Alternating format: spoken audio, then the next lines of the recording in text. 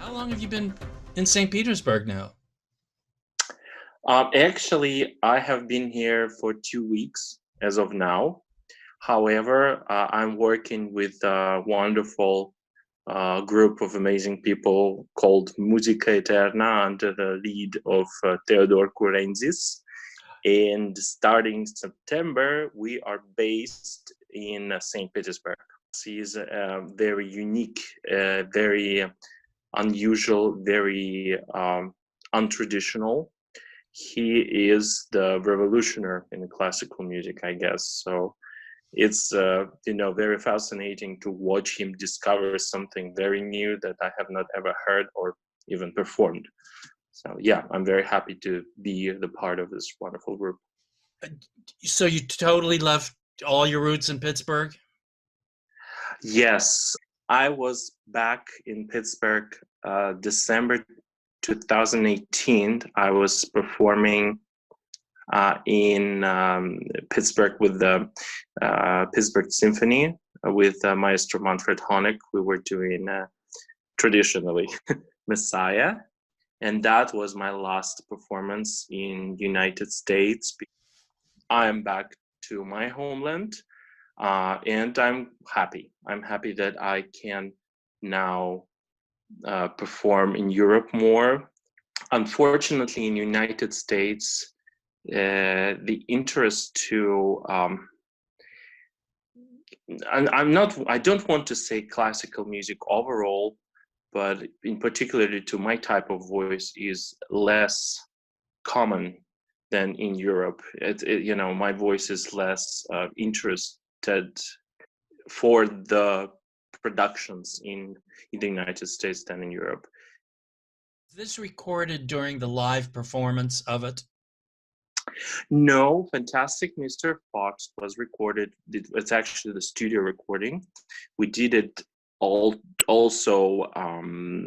It was the concert performance. I believe there was also recording from the concert, but we did the studio recording in Boston in December 2014. So that was just right around the time you were doing the live performance. We did actually 2 live performances. The first live performance was with Opera San Antonio in September 2014. I don't know whether that was recorded like professionally, particularly for the CD release or other releases. There was the record. It was broadcasted, I believe so, because there is the broadcast recording on YouTube. It's available. And also there was the performance in December during the recording session of this opera with the Odyssey Opera and Boston Modern Orchestra project, and we performed it at the Boston Conservatory stage. There were a number of performances at Opera San Antonio. I believe there were like 6 of them, and 1 in Boston. So when you did the studio recording, were you all together there? No, I remember that I was recording my stuff only by myself. Well, I mean, excluding the ensembles. When you're singing in an ensemble, of course, you have to be all together because you cannot be put over another voice. It's because of the quality, the sound quality, the ensemble quality. You have to sing together the ensembles. But when you sing the aria or your own recit, then you are on your own with the orchestra and conductor. You didn't have benefit of reacting to the other people who were in the scene with you? Not at the recording, no. Did you find that difficult? No, because I knew what I'm doing, and no, I was really confident, and I quite honestly, I was really satisfied with how I sounded on the recording session. Honestly, I had the sense that this recording, this CD, actually can, achieve something. I didn't expect it will be that much. Quite honestly, when I started rehearsing this music, I thought, wow, this is a very interesting music, and why I have not heard it before. It's also led me to start discovering more and more interesting pieces by Tobias Speaker, the composer of Fantastic Mr. Fox. And, I really was feeling that this opera, in particular, Fantastic Mr. Fox, deserves more often performances. I kind of had a feeling that this need to be boosted to something higher. You know, in particular, I thought maybe it could be brought to some festival or competition or something like that. Well, it turned out to be a Grammy. And who knows, there are a number of festivals in Europe. In Russia in particular, there is the operatic festival called the Golden Mask. And who knows, maybe this opera can be brought to Russia and performed in during that festival. What exact category did the CD win in? The best recording of the opera. Oh, this is a really big thing. I'm very happy. Sure. Do the Grammys have much meaning in Russia? Yes, it's definitely is a status, a certain high status of the musician who receives Grammy, of the music which receives Grammy. Yes, definitely there is an impact from that award. You're going to be embarking on an exciting new venture for yourself? Musica Eterna, yes. Lots of performances, lots of concerts. And even though I am a choir member there, it's, I have never been so much employed, let's put it this way. There are so many gigs, performances, tours, travels, flights. I have never been flying so many times in my life.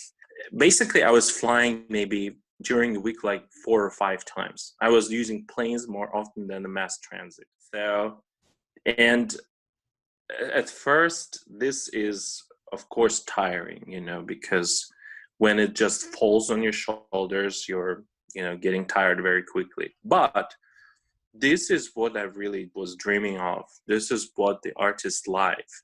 You really need to look more positively, because some other musicians unfortunately does not get so many jobs, so many gigs, and I am very happy. I'm blessed to have all this in my life. So from being very tired, I am trying to look more positively and cherish every moment that I'm in tour or on stage or in recording.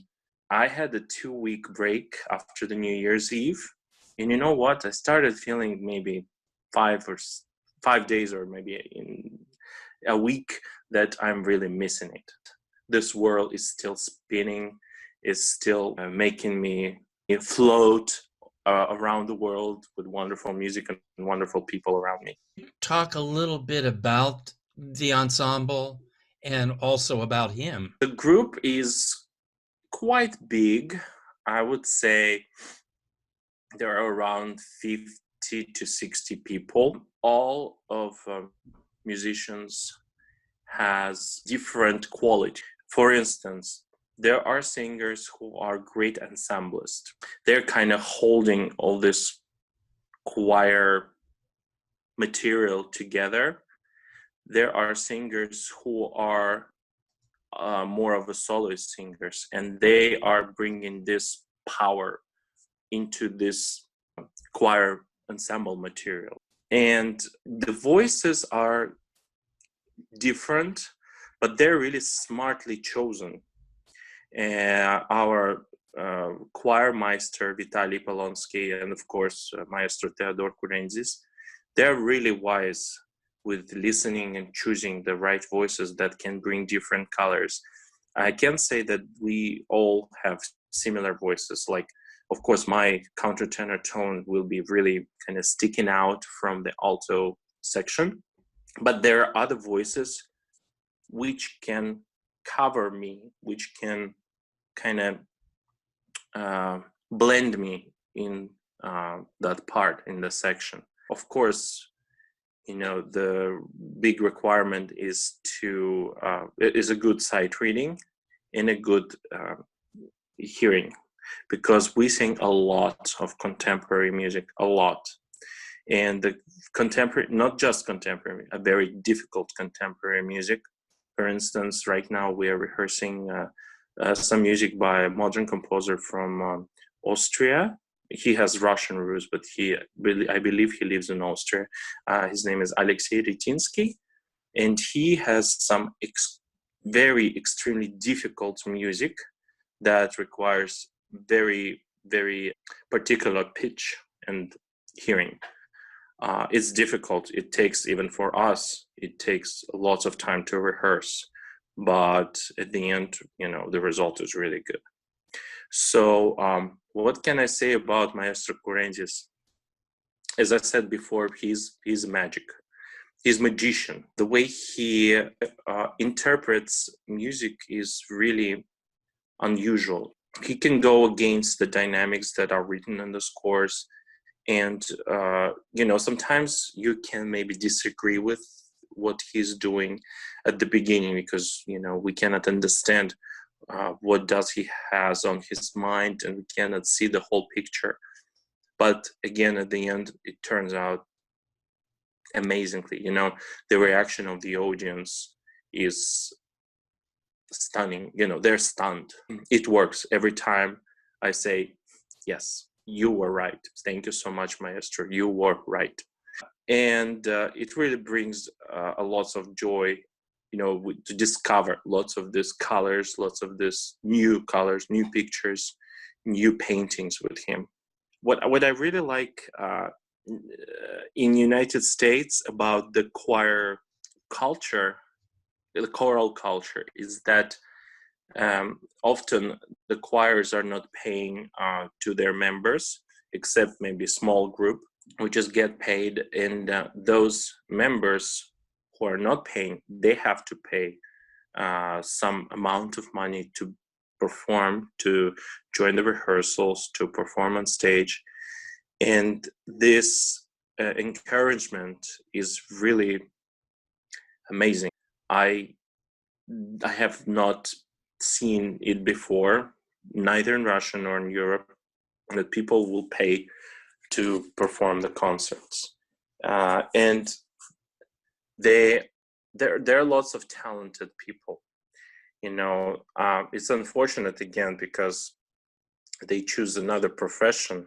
They work at banks, they work as a drivers, they work as there was flight attendant in our choir, or other professions that, is not connected with music. But they come to the rehearsal, they join all together in, the wonderful world of music, and they discover to us their talents. People love their art so much. Yes. I wish the government loved the art so much as well. Apparently in Russia, they love the arts more. Yes. In Russia, fortunately, the budget has more money for the arts than in the United States. In Russia and in Europe as well, there are some certain funds from government that goes to the culture development of the countries. I don't know how much goes in the United States, but obviously less than then as the employee of culture world, of course I wish there was a little more. Of course. So you intend to remain in St. Petersburg? Yes, as of now, yes. This is my permanent job, and yes, I'm considering to remain in St. Petersburg. I probably will move here permanently with renting apartment, and who knows, maybe even buying one. How does it feel to be back in Russia? It's interesting because immigration really changed my mind about my homeland. It changed some of the views that I had before. I have much more appreciation to Russia. I'm appreciating Russian language much more right now. I'm appreciating Russian culture much more right now. Maybe because I was missing it so much when I was living in the United States that, I kind of got back, and this is my ocean, and I'm feeling like a fish in there. I got much more appreciation of my homeland. To say myself that I'm starting to feel some age in my voice as well. I think this is inevitable, an unfortunate thing, but unfortunately our vocal folds are not the forever thing. We Right. are trying to hold it active and elastic and working as long as we can. However, at some point we will all lose a lot of it. So, and with any particular I would say vocal box, the way it's built, the structure, some voices are starting to having some issues earlier or later. I having some of my signs that my voice is having little issues. So just trying to be more careful and more attentive to it, and take a better care. Have other people told you that your voice might be changing, or is that your assessment? Just curious. There were some people who told me that, hey, your voice sounds a little more heavier. Your voice sounds, a little more huskier. And I feel also, there is some, heaviness.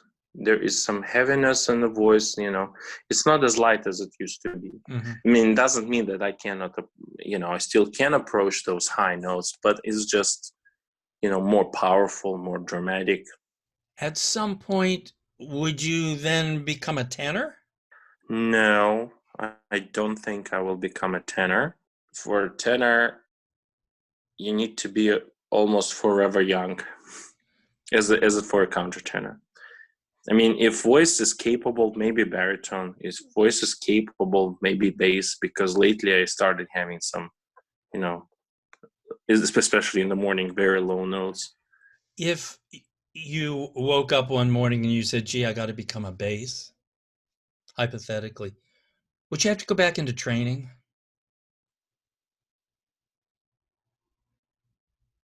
I think I need to take some lessons because it's a little different. How do you eject your voice? And it's it's a different approach to the sound creation. So, and since I have never been singing I've been maybe when I was very young, when my voice was still breaking, but since I have never had the career as a bass, I think I need some outer ears to listen to me and say, first of all, wait, is it working? Can I be the bass? And then to work on the colors, the sound, the quality. It's really important.